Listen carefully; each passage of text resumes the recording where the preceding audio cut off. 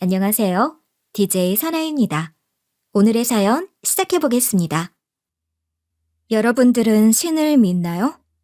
원래 저의 경우도 신이라는 건 존재하지 않고 무엇보다 절 스쳐간 조상들의 도움은 절대 없다고 믿었던 한 사람이었어요. 신이 있다면 뭐든 다 들어줄 수 있어야 한다고 생각했고, 뭐든 제가 노력하는 대로 결과를 얻어내면 되는 것이라고 생각해 왔으니까요.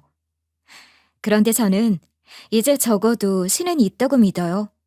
적어도 우리가 흔하게 이야기를 하는 조상이 도왔다는 이야기가 아예 근본도 없는 이야기라고 믿지 않게 되었거든요. 왜 제 생각이 이렇게 바뀌게 된 건지 궁금하실 것 같아요. 지금부터 제 이야기 한번 들어보시겠어요? 안녕하세요. 저는 올해 33살이 된 여자고, 직업은 이제 막 결혼의 첫걸음을 시작하는 예비 신랑, 신부님들에게 단 한 번뿐인 결혼식을 누구보다 행복하게, 그리고 아름답게 만들어드리기 위해 노력하고 있는 웨딩 플래너이자 파티 기획 일을 함께하고 있어요. 저는 어린 시절부터 워낙 사람을 만나고 이야기 나누며 즐겁게 해주는 걸 좋아했어요. 그러다 보니 자연스럽게 유쾌한 성격이 되었고, 사람을 만나게 되면 에너지를 얻게 되는 느낌을 받게 되면서 확실히 알았죠. 아, 나는 반드시 사람들을 많이 만나고 즐겁게 해주는 일을 해야겠구나 하고요.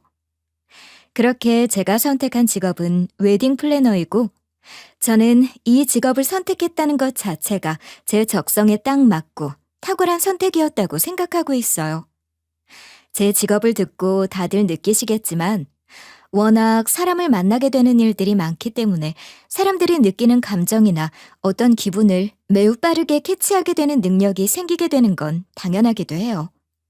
그렇기에 누구보다 섬세하기도 하고 눈치도 빠른 편이기 때문에 예비 신랑 신부님이 직접 이야기를 해주지 않더라도 미리 불편한 점을 알아채고 빠르게 조치를 해드리고 있기 때문에 나름 저희 업계에서는 인기가 참 많고, 저에게 결혼 준비를 하신 신부님들이 추천도 많이 해주신 덕분에 나름 인기가 좋은 플래너이기도 해요. 그만큼 능력이 좋다는 평도 받고 있고요. 워낙 쾌활한 성격이기도 하고, 누군가가 나로 인해 기쁠 수 있는 일이라면 뭐든 하고 싶다는 마음이 플래너 일과 함께 파티 기획과 같은 행사 기획을 하는 일 또한 관심이 참 많았어요. 그래서 다른 분들과 달리 행사 기획이나 파티 기획을 하는 일도 함께 겸하면서 인생에서 가장 행복하고 아름다운 결혼을 위한 플래너 일을 좀 더 풍부하게 만들어 나가는 것도 제 재능이라면 재능이라고 할 수 있었어요. 이런 제 성격과 타고난 소통 능력은 어린 시절부터 아주 유명했어요. 누가 가르쳐 준 것도 아니고, 그렇다고 부모님이 저에게 눈치를 주는 일도 없었지만, 저는 유독 다른 친구들의 마음을 빠르게 읽어내는 능력이 있었고 눈치도 빨랐어요. 그렇다 보니 나이답지 않게 섬세한 면이 있었고, 이런 저의 배려에 모든 친구들이 다 절 좋아하고 감동했을 정도였기도 하고요. 그중 가장 기억에 남는 일화를 하나 이야기해보자면, 제 인생에서 누군가를 기쁘게 하고 행복한 날을 더 행복하게 만들어주고 싶다는 생각이 들도록 만든 계기가 하나 있기도 했죠. 저는 어린 시절 주변에 친구가 참 많았던 것도 사실이지만, 그 중에서도 유독 내가 좋아하고 친했던 친구가 있었어요. 그 친구는 늘 절 배려해주기도 했고, 늘 양보를 해주는 착한 친구였고, 그 친구 역시 주변에 친구들이 참 많았어요. 저는 그 친구와 친하게 지내고 싶었고, 늘 그 친절한 모습을 본받고 싶다는 생각을 하곤 했어요. 그러던 어느 날, 그 친구의 생일이 돌아오게 되었고, 당연히 선물을 준비하려고 엄마와 함께 선물을 사러 나왔던 기억이 있어요. 엄마, 주연이 선물로 뭘 하면 좋을까? 맛있는 초콜릿이랑 예쁜 캐릭터 연필 세트 사려고 하는데 어떻게 생각해? 뭘 좋아하는지는 우리 민지가 제일 잘할 것 같은데? 네가 진심을 다해 준비해서 준다면 분명 주연이도 기뻐할걸? 그런데 꼭 물질이나 좋은 걸 해줘야만 상대방을 기쁘게 하고 감동받게 하는 건 아니란다. 선물이 아니어도 기쁘게 해줄 수 있다는 말이야? 어떻게 하면 그렇게 할 수 있는데? 그건 말이야, 바로 마음이지. 네 진심이 전해질 수 있는 선물을 한다면 분명 그 친구는 어떤 값진 선물보다 더 기뻐하고 고마워할걸? 오, 나 그렇게 하고 싶어. 그럼 엄마라면 어떻게 진심과 정성을 보여줄 것 같아? 글쎄, 엄마라면 말이야. 친구 선물을 정성스럽게 예쁘게 포장을 해서 줄 것 같아. 그리고 내가 꾸민 예쁜 편지지를 만들고 그 안에 진심을 담아 생일을 축하한다는 편지도 쓰고. 어때? 우와, 엄마는 역시 모르는 게 없어. 나도 그렇게 해서 주연이 기쁘게 해줄래. 그래, 엄마가 같이 도와줄게. 선물이라는 건 그냥 주는 것도 분명 좋지만 내 마음이 누구보다 소중히 담겼다는 걸 눈으로 보일수록 기쁨과 고마움은 더 커진단다. 꼭 화려할 필요도 없어. 엄마의 말은 그 당시 어렸던 제 마음에 큰 울림으로 다가왔어요. 좋은 것, 그리고 다른 친구들이 준비를 하지 못한 것을 주면서 친구를 기쁘게 해야 한다고 생각했던 제 생각과 다르게 진심을 담아 보여줄 수 있다면 무엇보다 가치가 있다는 걸 알려줬거든요. 엄마의 말을 듣고 저는 친구를 기쁘게 해주고 싶은 마음에 누구보다 열심히 선물을 포장하고 편지를 써서 준비를 했어요. 그리고 떨리는 마음으로 친구 생일날 친구에게 선물을 했죠. 처음에는 정말 친구가 좋아하고 감동을 받을까 하는 걱정을 하며 선물을 했는데 그 결과는 대성공이었어요. 다른 친구들이 선물을 상점에서 포장해서 준 것과 달리 제가 직접 포장을 하고 만든 편지지를 본 친구는 엄청난 감동을 받으면서 기뻐했거든요. 이렇게 누군가 제가 준비한 선물과 진심을 담은 편지를 받고 기뻐할 수 있다는 걸 알게 되니 저는 누군가를 행복하게 해주는 기쁨이 뭔지 제대로 느끼게 되었어요. 이런 작고 행복한 경험들이 쌓이고 쌓이게 되면서 저는 파티 연출과 함께 누군가에게는 일생에 단 한 번뿐인 행복한 날을 누구보다 행복하게 꾸며줄 수 있는 일에 관심을 가지게 되었고 성인이 되면서 직업 선택에도 상당한 영향을 받게 되었어요. 그래서 저의 경우는 남들처럼 돈을 벌기 위해서 하는 일이 아니라 정말로 내 행복을 실현하기 위해서 일을 하는 것이었고 그렇기에 하루하루 자아 실현은 물론 직업에 대한 만족도도 상당히 높았어요.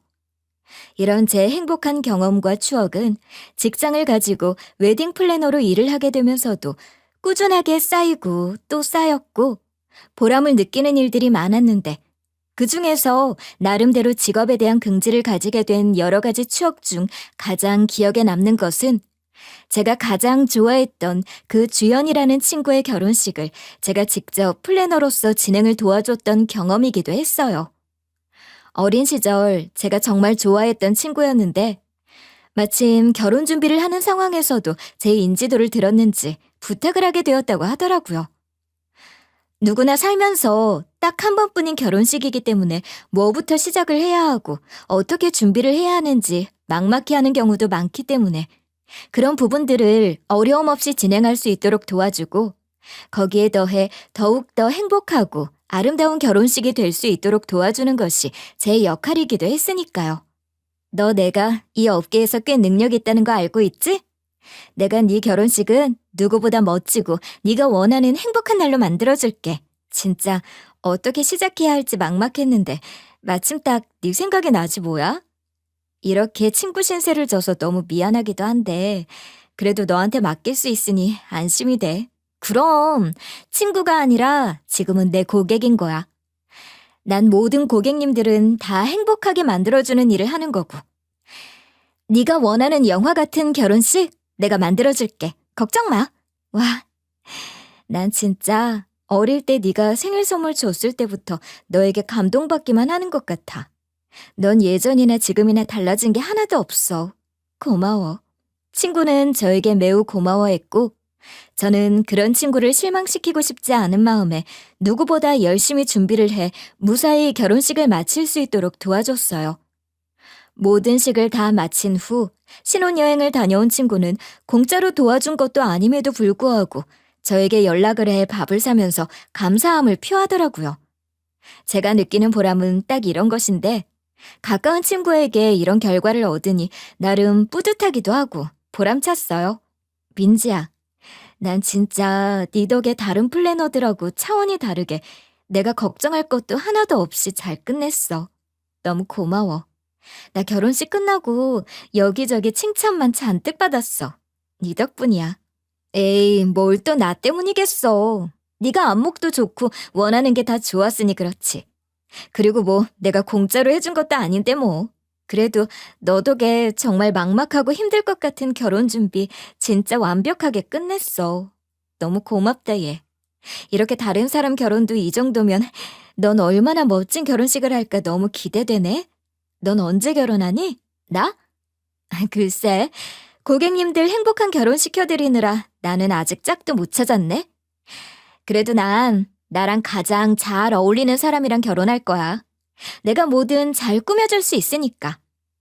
막연하게 고객님들과 친구의 결혼식만을 꾸며줄 줄 알았지. 막상 내 결혼식에 대한 로망은 생각해 본 적도 없고, 또 막상 만나는 사람도 없던 상황이었기에 막연하게 생각만 하며 지내왔던 것도 사실이에요.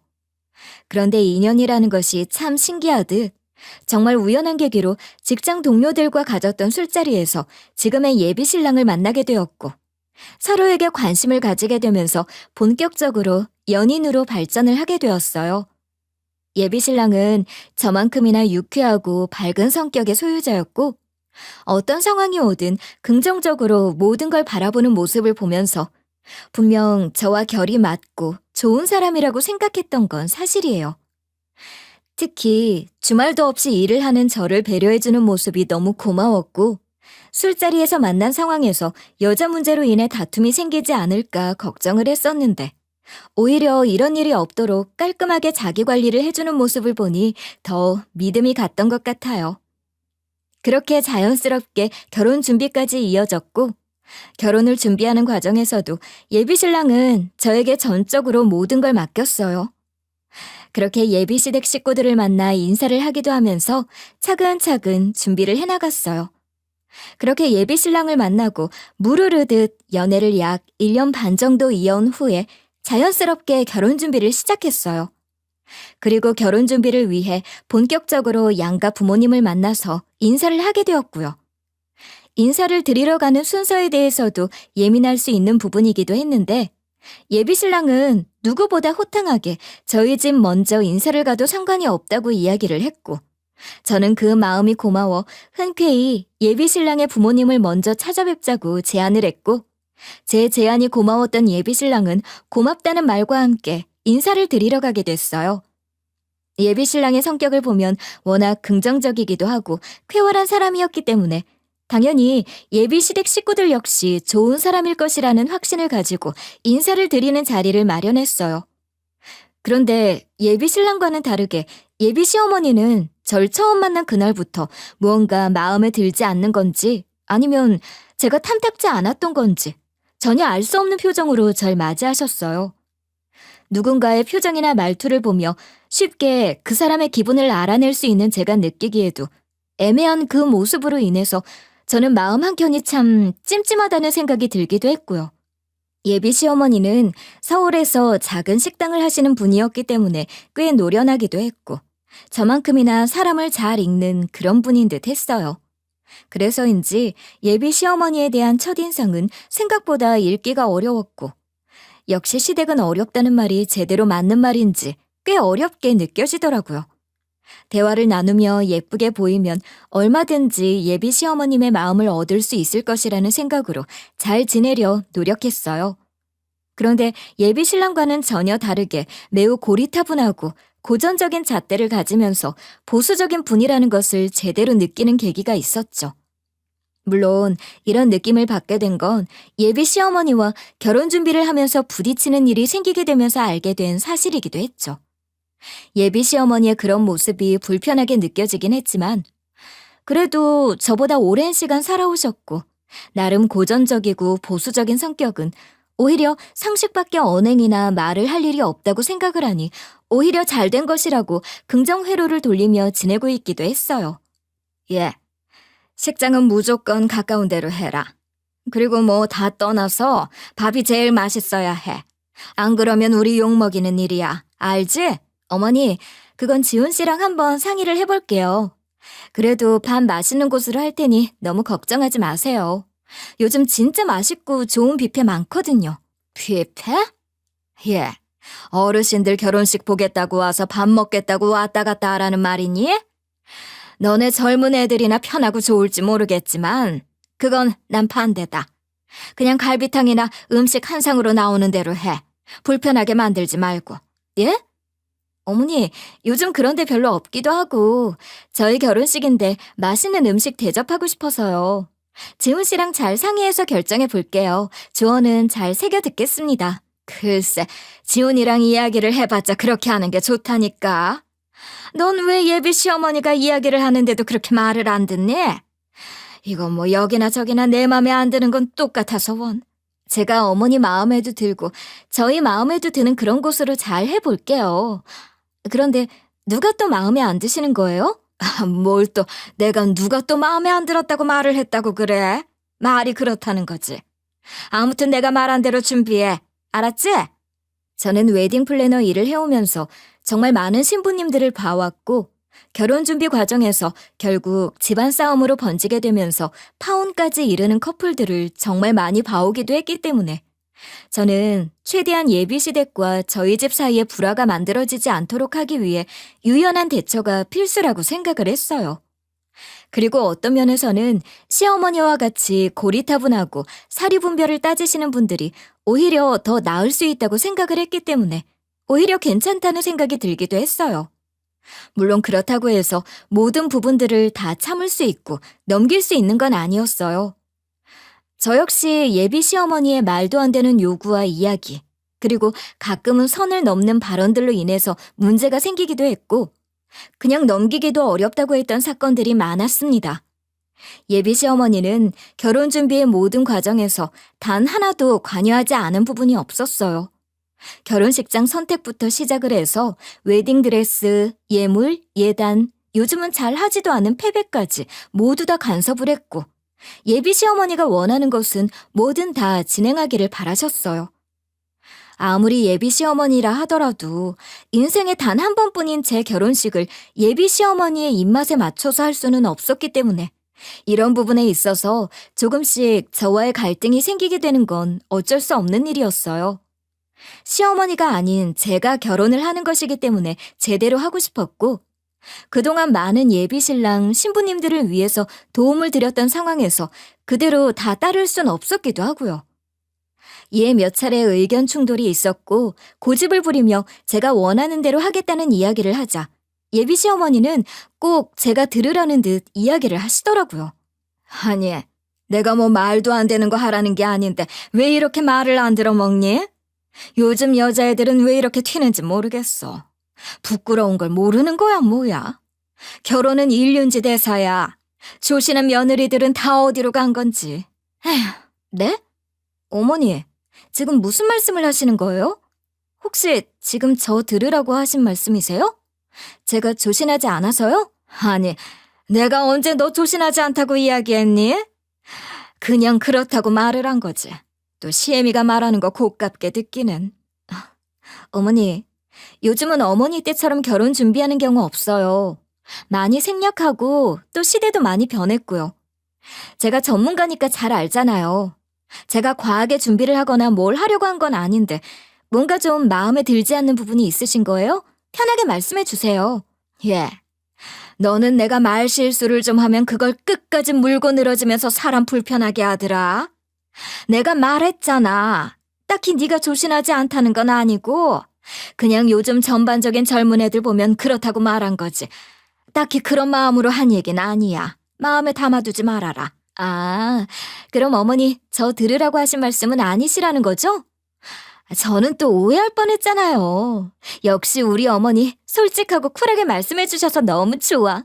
물론 저 역시 예비 시어머니가 어떤 의도를 가지고 한 말인지를 모르는 건 아니었고 마음에 걸리면서 찜찜한 마음이 들기는 했어요. 그렇다고 하더라도 이제 결혼을 앞둔 입장이고 물를 수도 없는 상황에서 문제를 삼거나 기분 나쁘게 들어서 감정이 상하는 일을 만드는 건 옳지 않다고 생각했고요. 워낙 긍정적인 성격이기도 했던 저이기에 가볍게 넘기면서 좋게 생각을 하기로 했어요. 그렇게 제 나름대로 현명하게 시어머니의 요구와 제가 원하는 결혼식 로망을 함께 실현하는 방향으로 준비를 해나갔고요. 애초에 예비 시어머니와 심각한 갈등이 생긴 것도 아니기도 했고, 옛날 사람이기도 한 예비 시어머니의 시대를 잘 생각해보면 충분히 그럴 수 있다고 생각을 했기 때문에 애써 넘기려고 했던 것도 사실이었어요. 그리고 이 과정에서 예비 신랑은 늘 제 편을 들어주면서 지내왔기 때문에 이런 문제들도 가볍게 넘길 수 있었던 것 같았고요. 그리고 가벼운 갈등은 결혼 준비를 하는 과정에서 누구나 겪기 때문에 저 또한 이 부분을 잘 넘기면 된다고 생각했고요. 그러던 중 아무리 생각해도 그냥 넘기기는 어려운 예비 시어머니의 발언으로 인해서 결혼을 정말 해야 할까 싶은 근본적인 고민이 생기는 일이 생기고 말았어요. 다른 부분들에 있어서는 제 특유의 긍정적인 마음으로 잘 넘길 수 있었지만 이번 일에 대해서는 예비 신랑 또한 제 편을 들어주지 않고 예비 시어머니 편을 들며 이야기를 하는 모습이 왠지 모르게 쎄하기도 해서 그냥 넘길 문제는 아니라고 생각이 들었거든요. 사건은 결혼을 앞두고 예비 시댁 식구들과 식사를 하게 되는 자리에서 생기게 되었어요. 어머니, 음식이 다 너무 맛있어요. 역시 어머니 음식 솜씨는 제가 배워야 할 정도인 것 같아요. 맛있어요. 내가 식당을 하니까 그렇지 뭐. 많이 먹으렴. 그나저나 너는 결혼을 하고 나면 일 그만둘 생각이지? 나이도 있고 하니까 애도 곧 낳아야 하고. 애도 키워야 하면 일 그만해야지. 안 그래? 네? 어머니, 저는 결혼한다고 해도 일 그만둘 생각 아예 안 해봤는데요? 그리고 아직 결혼도 안 했는데 너무 성급하게 이야기하시는 것 같아요. 아이 문제도 그렇고요. 그건 지훈 씨랑 제가 알아서 논의해서 결정할게요. 걱정해 주셔서 감사해요. 아니, 결혼이 이제 코앞인데 뭐 아직 결혼 전이니 그런 이야기가 성급하다는 거야? 너 벌써 30살 넘었잖니? 노산이야. 애를 바로 낳아서 키우든가 해야지 일을 그만두지 않는다는 게 말이 되니? 어머니, 아이는 지훈 씨랑 둘이서 결정을 할 문제예요. 그치, 지훈 씨? 아니, 이건 엄마 말이 좀 맞는 것 같은데. 곧 아이가 갑자기 생길지도 모르고 상황이 어떻게 변할지 모르는데 결혼하고 일을 하면 그 상황 대비를 누가 해? 엄마인 당신이 해야지. 안 그래? 어머니, 전 지금 회사에서 엄청나게 인정받고 일하고 있고 유능해요. 돈도 나름 많이 벌고요. 그리고 결혼을 한다고 해서 제가 아이를 곧바로 가진다는 생각 해본 적도 없고요. 이제 막 30이 넘었는데 제가 뭐가 나이가 많나요? 늘 말씀드리지만 어머니 때랑은 달라요. 지훈 씨도 나랑 상의 한마디 없이 이런 이야기 나 불편해. 뭐? 얘, 30이 뭐가 어리니? 얘 좀 봐. 아, 엄마, 내가 민지랑 잘 이야기할게. 일단 식사하세요. 네? 예비 시어머니의 선 넘는 발언을 듣고 난 후 더는 참을 수 없어 저는 제 생각을 있는 그대로 이야기했고 예비 시어머니는 그런 제 말을 듣고 어이가 없다는 듯 뭐라고 한마디를 하시려다 예비 신랑의 저지로 중단되었어요. 그리고 불편하고 기분이 나쁜 식사 자리를 끝낸 후 집으로 돌아가는 길에 처음으로 예비 신랑에게 크게 화를 내며 다퉜어요. 이게 말이 되는 소리야? 내가 언제 결혼하고 일 그만한다고 했어? 내가 언제 애 바로 가지겠다고 했어? 왜 거기서 어머니 편을 들어? 나 정말 화나. 아니, 그럼 애를 가져야지 안 가져? 혹시 모르잖아. 갑자기 어디서 아이가 생길지도 모르고 애를 키워야 할 수도 있는데. 그럼 민지 너는 너만 생각해? 이제 가족이 생기는 건데? 뭐? 말이 좀 이상해, 지훈 씨. 내가 아이를 가지지 않았는데 갑자기 애가 어떻게 생겨? 그게 무슨 의미야? 당장 결혼하고 5년 동안은 아이 생각 없어. 아니, 뭐, 애가 어디서 생긴다는 건 아니고, 말이 그렇다는 거지. 우리가 어떻게 장담을 해. 그건 우리가 할 수 있는 일 아니잖아. 난 내가 알아서 만들 거야. 그렇게 할 거라고. 예비 남편의 이상한 뉘앙스의 말에 이해가 되지 않는다는 듯 저는 무슨 의미냐고 따져 물었고, 약간 당황한 듯한 표정을 하더니 이야기를 무마했어요. 상황은 정리가 되긴 했지만 저는 그 말이 마음에 걸리고 불편했어요. 그래서 심히 결혼을 해야 할까 고민을 하기는 했지만 어차피 강경하게 제 입장을 이야기했고 결국 아이를 갖지 않도록 조치를 하는 건 제 선에서도 할 수 있는 일이라고 생각을 해 그냥 넘기면서 결혼 준비를 진행했어요. 늘 그랬듯 제 결혼을 준비하는 과정임에도 불구하고 저는 웨딩 플래너 일을 멈추지 않고 계속해 나갔어요. 물론 많은 예비 신부님들이 저에게 플래너 일을 맡긴 상황이기도 했기 때문에 제 결혼을 위해서 쉬거나 휴가를 내면서 지낼 수도 없는 상황이기도 했어요. 또 저는 제 일을 너무 사랑했기 때문에 누구보다 열심히 일을 했고 바쁜 나날을 보내고 있었죠. 그러던 어느 날, 저에게 상담을 받고 결혼 준비를 하고 싶다고 연락을 해온 예비 신부님 한 분이 계셨어요. 상담 예약을 받고 난 후 평소와 다름없이 고객 맞이를 했는데 걸어 들어오는 손님의 모습을 보고 저는 적잖이 놀랐어요. 얼굴은 이제 막 20살이 넘었을 것 같은 앳된 얼굴에 만삭의 몸을 한 여자 한 분이 상담실로 걸어 들어오셨거든요. 처음에 절 지정해 상담 예약을 했을 때는 워낙 절 지정해 오는 분들이 많으니 그러려니 했지만 그 모습을 보니 조금은 당황스럽더라고요. 모습을 보면 이미 결혼을 하셨을 것 같은 상황인데 결혼 준비를 하겠다며 곧 산딸이 다가오는 몸을 이끌고 들어오니 웨딩업체 입장에서는 쉽게 볼 수 있는 광경은 아니었어요. 보통은 이런 경우 결혼 준비를 위한 상담을 잡지 않고 만약 결혼 전 혼전 임신을 했다고 하더라도 출산 후 붓기가 빠지고 여유가 생길 때 찾아오는 경우가 많기 때문에 예비 신부님을 보자마자 뭔가 좀 이상하다는 생각을 했지만 편견을 가지고 안내를 해서는 안 되기 때문에 저는 웃으면서 인사를 하고 대화를 나눴어요. 안녕하세요, 신부님. 여기 엘리베이터가 없어서 걸어 올라오셨어야 했는데 힘들진 않으셨어요? 신부님 몸 상태를 알았으면 제가 1층으로 내려가 상담 도와드렸을 텐데요. 괜찮아요. 다른 고객들하고 똑같이 대해주셔야죠. 운동도 되고 괜찮았어요. 그렇게 받아들여 주시니 감사하네요. 신부님, 제가 실례가 될 수도 있는 질문이기도 한데 현재 아이 출산일이 얼마 남지 않아 보일 정도로 만삭이신 상황에서 플래너 계약을 하시고 결혼 준비를 하시려는 이유가 혹시 따로 있으실까요? 아이는 몇 달 안으로 태어날 거고 아이가 태어난 후에 결혼식 곧바로 올리려고요. 여기저기 들어보니까 플래너님이 이 업계에서는 아주 알아주는 분이라고 하던데요. 꿈 같은 결혼식 그대로 실현시켜 주신다고. 그래서 저도 한번 와봤어요. 보통 준비는 미리 하잖아요. 혹시 만삭이라 안 되나요? 맞죠. 결혼 준비는 미리미리 하는 편이기도 하니까. 아니요, 만삭이시라서 안 되고 그런 건 없습니다. 충분히 가능하죠. 그럼 한번 식장부터 시작해서 저와 자세하게 이야기를 나눠보실까요? 미래에 태어날 아이까지 모두가 행복해질 수 있는 결혼식을 제가 만들어 드릴 수 있도록 노력할게요. 솔직히 웨딩 플래너 인생에서 흔한 케이스는 아니었기 때문에 당황스럽긴 했지만 그래도 사람을 만나는 일을 하면서 이런저런 케이스를 경험하기도 하고 목격도 해왔기 때문에 이 또한 제대로 넘기면서 해결해보겠다는 마음으로 잘 넘어갔어요. 본격적으로 결혼 준비를 위한 도움을 드리는데 만삭의 예비 신부님은 조금 이상하긴 했어요. 보통 결혼식은 신부님들의 로망을 실현시키는 일이기 때문에 신부님이 원하는 대로 진행하는 경우가 더 많은데 이상하게 만삭 신부님은 계속해 예비 신랑님 이야기만 늘어놓더라고요. 뭐든 다 예비 신랑 기호에 맞춰 선택해야 한다고 하면서 말이에요.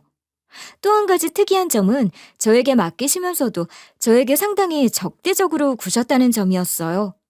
다양한 고객이 있는 건 당연하니 불편하긴 했지만 그러려니 하면서 결혼 준비를 누구보다 열심히 도왔어요. 신부님, 그러면 저희 원활한 소통을 위해서 단체 대화방 하나 만들어서 실시간으로 공유 드리고 연락도 드릴게요. 매일 이렇게 오시는 것도 힘들고요. 어떠세요? 단체방이요? 거기 꼭 예비 신랑도 함께 들어가야 하는 거예요? 저만 소통하면 될 것 같은데요.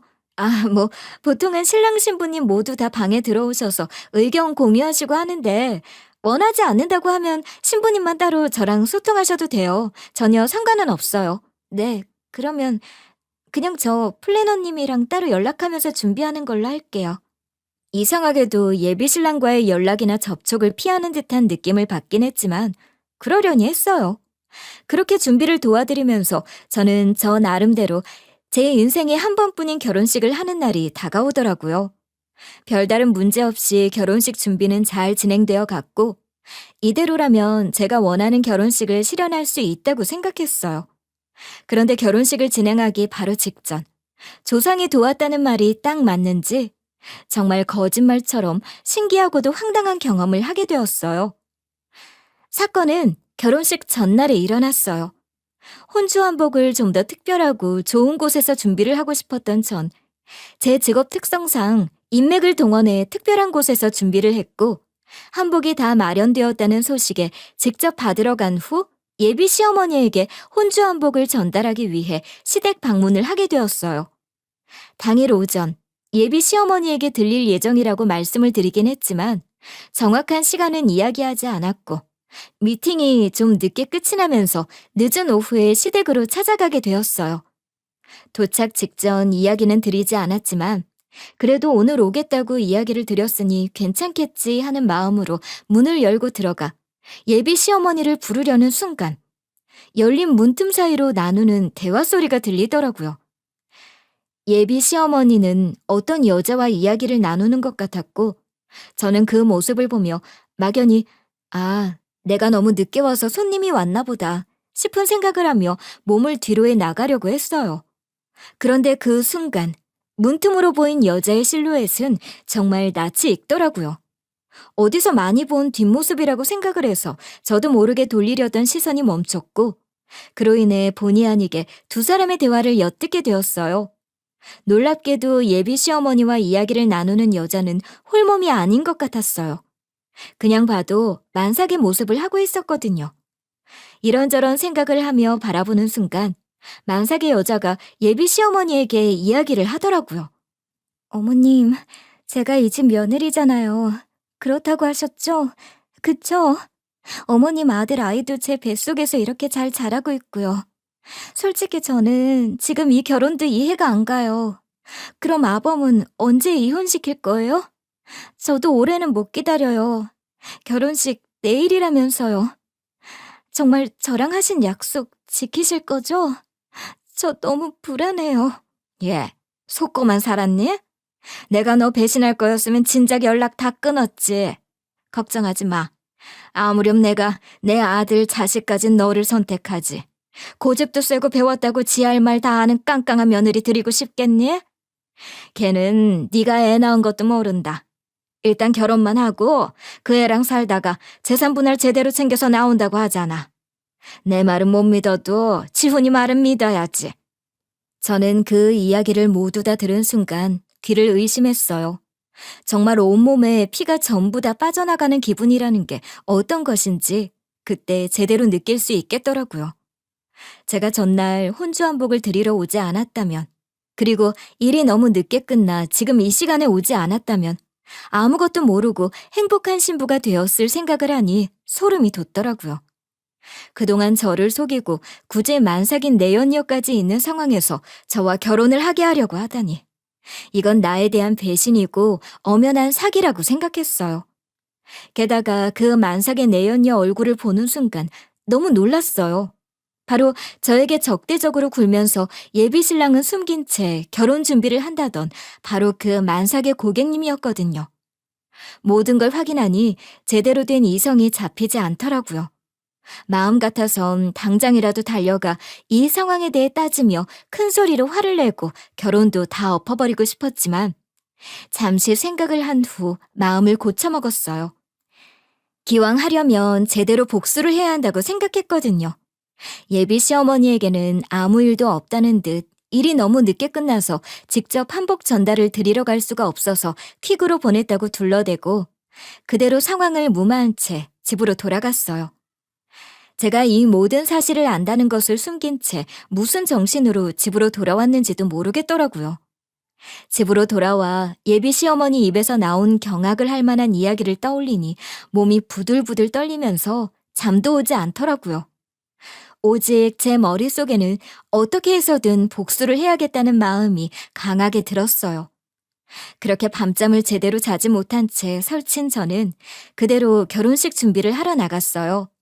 그리고 준비를 하는 내내 결혼식 당일조차 누구 하나 저에게 진실을 이야기하지 않으며 아무렇지 않게 준비를 하는 예비시댁 식구들의 파렴치함을 보니 분노가 치밀어 오르는 것을 넘어서 역겹다는 생각이 들 정도더라고요. 예비시댁과 예비신랑의 엄청난 진실을 알게 된 다음 날, 결혼식의 주인공인 제가 내 결혼식을 제 손으로 직접 발칵 뒤집어 놓아버렸어요. 결혼식 당일, 당연히 웨딩드레스를 입고 나서야 할 신부였던 저는 드레스를 입지 않은 채 결혼식장으로 당당히 입장을 했어요. 그리고 그런 제 모습을 보면서 예비시댁 식구들과 예비신랑은 당황스러운 눈빛으로 절 바라보더니 급하게 뛰어와 이야기하더라고요. 야, 김민지, 너 지금 뭐 하는 거야? 준비 먼저 하고 온다고 하면서 먼저 가더니 왜 이렇게 하고 왔어? 정말 창피하게 왜 이래? 어? 준비? 아, 신부 준비? 다 했어. 내가 준비시켜주려고 얼마나 고생을 했는데. 자, 봐. 신부님, 얼른 들어오세요. 제 이야기를 끝으로 뒤에서 예쁜 웨딩드레스를 입고 버진로드를 걸어 들어오는 사람은 다름 아닌 전날 예비 시어머니와 대화를 나누던 만삭의 내연녀이자 제 고객이었던 신부님이었어요. 그 모습을 보자 예비 신랑은 당황스러운 듯 너무 놀라 표정 관리가 전혀 안 되더라고요. 예비 시어머니 역시 이 상황이 어떻게 된 건지 당황스러우셨는지 어떤 액션도 취하지 못한 채 그저 멍하게 한동안 바라보더라고요. 그 모습을 보고 저는 아무렇지 않다는 듯 예비 신랑에게 이야기를 했어요. 어? 왜 이렇게 놀라? 못 볼 사람이라도 봤어? 어머니, 왜 이렇게 정신이 없어 보이세요? 못 볼 사람을 보신 건가요? 이분 결혼 준비한다고 저랑 얼마나 열심히 준비하신 고객님이신데요. 그동안 예비 신랑분을 꽁꽁 숨겨두시길래 도대체 어떤 분이실까 궁금했는데 글쎄 이렇게 저랑 아주 가까운 분이셨더라고요. 오늘 결혼식 제가 꿈같이 꾸며드려봤는데 어떠세요? 자, 이제 다 모였으니 식사하실까요? 예. 어머, 나 진짜 황당해서 말도 안 나오네. 너 이게 다 무슨 짓이니? 너 그럼 뭐 다 알고 있었으면서 앙큼하게 모르는 척 말도 안 하고 그랬던 거야? 그리고 너 지금 이게 뭐 하는 짓이야? 내가 분명히 너한테 이야기했지. 가만히 있으면 내가 다 알아서 해주겠다고. 어떻게 이렇게 다들 집안 망신들을 시켜? 만삭의 신부는 아직 많이 어렸고 그동안 예비 시어머니에게 얼마나 가스라이팅을 당했는지 화를 내시는 예비 시어머니를 보니 어떤 말도 못하고 당황하더라고요. 그 모습을 보고 그냥 넘길 수 없던 저는 어이가 없고 황당한 마음에 만삭의 신부를 대신해 이야기를 했어요. 아니, 어머니, 왜 홀몸도 아닌 예비 며느리에게 화를 그렇게 내세요? 아니면 혹시 예비 며느리가 둘씩이나 된다는 걸 지금 모든 사람들이 다 알게 되어서 그러세요? 어머님이 생각하는 조신함은 일부 다처제인가요?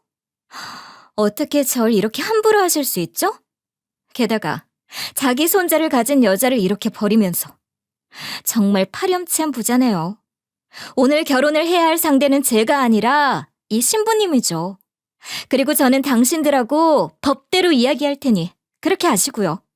제가 솔직한 모든 이야기를 큰 소리로 이야기를 하니 예비 시어머니는 당황스러움에 말을 멈추셨고 결혼식을 축하해주러 오셨던 주변 지인들은 제 이야기를 듣고는 웅성거리기 시작했고 저는 그 모습을 보며 더는 할 말이 없으니 냉정하게 돌아섰어요. 그리고 만삭의 신부 역시 제 모습을 보고는 고맙다는 표정을 하며 그곳에 버티고 있었고요. 이런 복수를 할 수 있었던 건 사실 예비 시어머니와 만삭의 여자가 대화를 나누는 것을 듣게 된 그날의 결정되었어요. 두 사람의 말도 안 되는 대화를 듣고 난 후 충격을 받아 그대로 집으로 돌아가려고 하다가 문득 저 여자와도 이야기를 해봐야 할 것 같다는 생각이 들었어요. 그래서 대화를 마무리하고 다시 밖으로 나올 때까지 무작정 기다렸어요. 예비 시어머니와 대화를 마친 만삭의 여자는 집에서 나왔고 저는 그 여자를 불러 세웠어요. 처음에 저를 발견하고는 적잖이 당황한 듯한 표정으로 절 경계했지만 제 모든 이야기를 해주면서 자초지종을 듣고 싶다는 이야기를 하니 이내 경계를 풀고 모든 사실에 대해 이야기를 해줬고 그 내용은 매우 충격적이다 못해 화가 나더라고요. 저는 집이 어렵고 부모님이 일찍 이혼 후 고아원에 버려지면서 중학교밖에 못 나왔어요. 당장 먹고 살아야 하니 지금 어머님이 일하는 식당에 아르바이트를 시작했고요. 그곳에서 지훈 오빠를 처음 만났어요. 저에게 늘 친절했고 좋아한다고 했어요. 외로웠으니 저도 의지하고 싶었고 그렇게 임신까지 하게 된 거예요. 그럼 지훈 씨도 신부님이 임신을 한 걸 다 알고 있다는 거예요? 네, 제일 먼저 이야기했어요. 너무 무서웠으니까요. 별다른 말 없고 몸 조심하라고 하길래 당연히 결혼을 할 것이라고 생각했어요. 그렇게 말했고요. 그런데 왜 여태 결혼을 안 하고 지금 이렇게 된 거예요?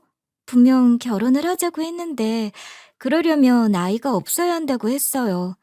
처음엔 어머니가 시키는 대로 다 했는데 가만 보니 왠지 우리 아기를 지우게 하려고 하는 것 같았어요. 엄마는 아무리 어려도 본능적으로 아니까요. 그래서 피하고 도망가려고 하니 갑자기 태도를 바꾸더니 지훈 오빠가 결혼해 이혼을 할 때까지 기다리라고 했어요. 결국 예비시댁과 예비신랑은 아무것도 모르는 외로운 여자를 이용해서 파렴치한 짓을 해왔고 저와의 결혼까지 모두 다 이해하도록 하면서 마지막에는 처참하게 버리려고 했던 계획이 제 눈에 선하게 들어오더라고요. 그 상황에서 만삭의 여자는 자신이 할 수 있는 것이 없다는 걸 잘 알고 있었고 자신과 결혼을 해 아이가 엄마와 아빠와 함께 사는 환경에서 지낼 수 있다는 말 하나 믿으면서 기다렸지만 불안한 마음에 찾아와 이야기를 하던 중 절 만나게 된 것이라고 했어요. 모든 내막을 다 듣게 되니 황당하기도 하고 이건 분명한 범죄와 다를 바 없다는 생각이 들면서 견딜 수 없이 화가 나더라고요. 사람이라면 절대로 해서는 안 되는 짓을 아무렇지도 않게 하면서 끝내는 저도 그리고 이 만삭의 여자도 어떻게 되었을지 감도 잡히지 않는 상황이기도 했고요.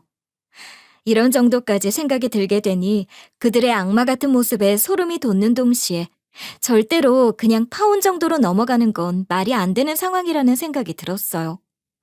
이에 만삭으로 어찌할 바 모르며 상황을 지켜봐야 했던 여자에게 모든 상황을 이야기하면서 제대로 된 복수를 해주자는 제안을 했어요.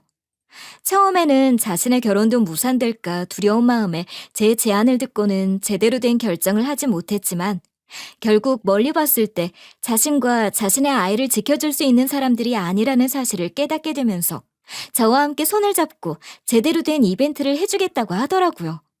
어차피 신부님이나 저나 지금 제대로 똥 밟았고 결국 제대로 된 결혼 생활을 한다는 건 말도 안 돼요. 이런 사람들인 걸 알면서도 아이를 데리고 그 집 식구로 살고 싶어요? 나중에 아이가 받게 될 고통은요? 아니, 다른 거 다 제쳐두고 아이가 뭘 보고 자라겠어요. 안 그래요? 사실 그동안은 제가 너무 능력도 없고 기댈 곳도 없어서 도움을 청하지도 못하고 다 알면서도 당하고 지낸 날들이 많아요. 그리고 당장 이 방향이 아니라면 아이를 데리고 살 수 있는 방법도 없었고. 그런데 플래너님 말을 듣고 나니 제가 잘못 생각했네요. 제대로 복수하고 싶어요. 그렇게 피해자인 우리 둘은 함께 복수를 하기로 계획했고 그 결과로 결혼식 당일 예비신랑과 예비 식구들 모두 다 당황스러운 폭로를 하게 된 것이었어요. 물론 피해를 주는 건 예비시댁 식구들뿐만은 아니었어요. 저희 부모님과 부모님 지인들, 친척들에게도 민폐가 될 수 있는 일이었기 때문에 이에 대해서도 미리 조치를 해둘 필요가 있었죠. 그래서 저는 결혼식 전날이지만 급하게 부모님에게 연락을 해 찾아갔고 상황이 이런 입장이라 파혼을 하게 될 예정이라는 걸 알렸어요. 부모님은 적잖이 당황하고 놀란 듯한 표정으로 제 이야기를 들으셨고 잠시 고민을 하더니 그래도 이혼보다는 파혼이 낫다는 말씀을 하시며 그 늦은 저녁임에도 불구하고 전화를 붙잡고 결혼식 취소 소식을 알렸기에 정말 저희 집 사정을 잘 아는 몇몇 하객분들만 참석을 했던 상황이었어요.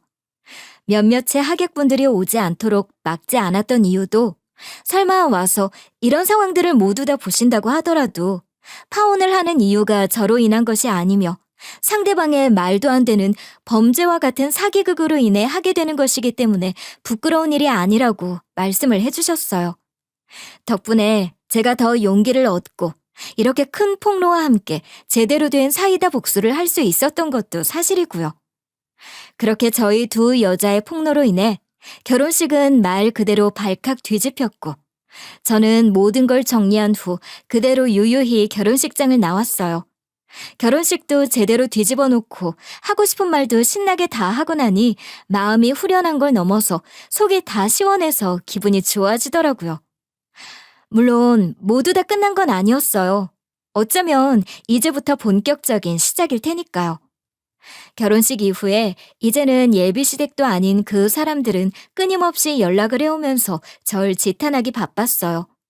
아무리 그렇다고 하더라도 자신들의 명예가 있기도 한 일인데 이를 훼손한 행동에 대해서는 용서를 할 수 없다면서 복수를 하겠다며 협박 아닌 협박을 하더라고요. 명예훼손으로 형사 고소를 하겠다고 하면서 말을 하더라고요. 저는 그런 그들의 말도 무섭지 않았고 그래서 하고 싶으면 협박을 하지 말고 고소를 하시라고 이야기를 했어요.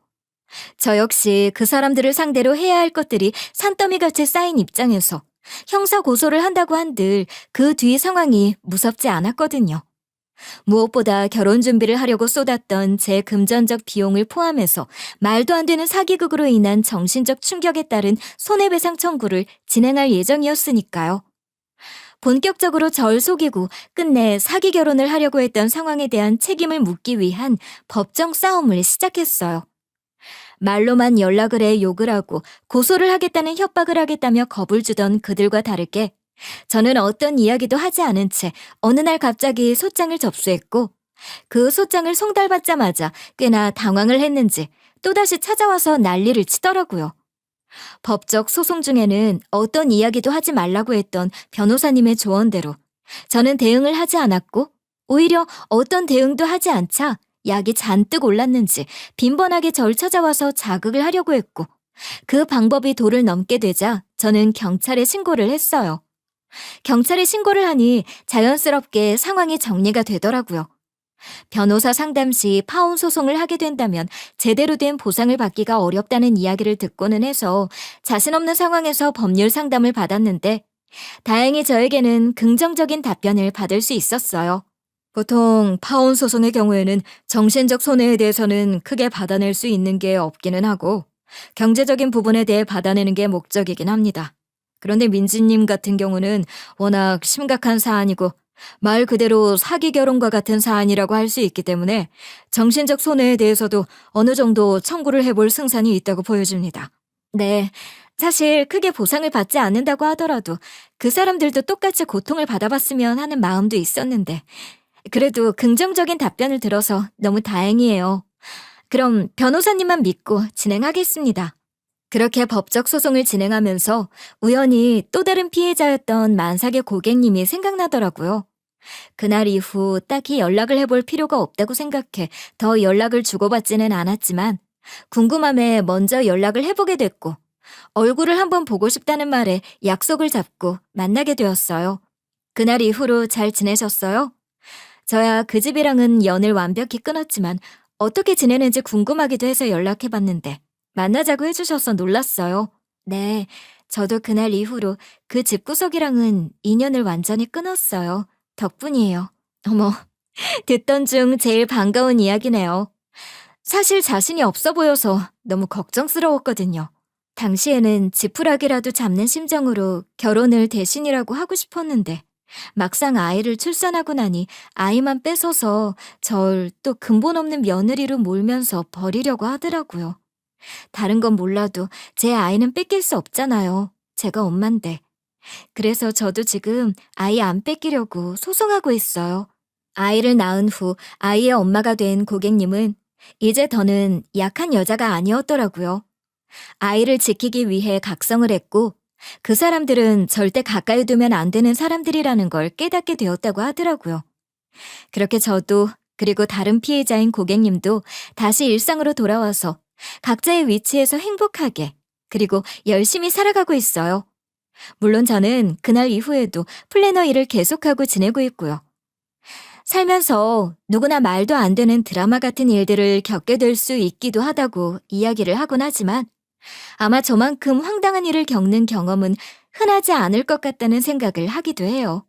물론 결혼식장에 들어서기 전에 이런 모든 사실을 알게 된 것이 정말 조상이 도왔다는 말이 딱 맞다고 생각을 하며 감사하기도 하지만요.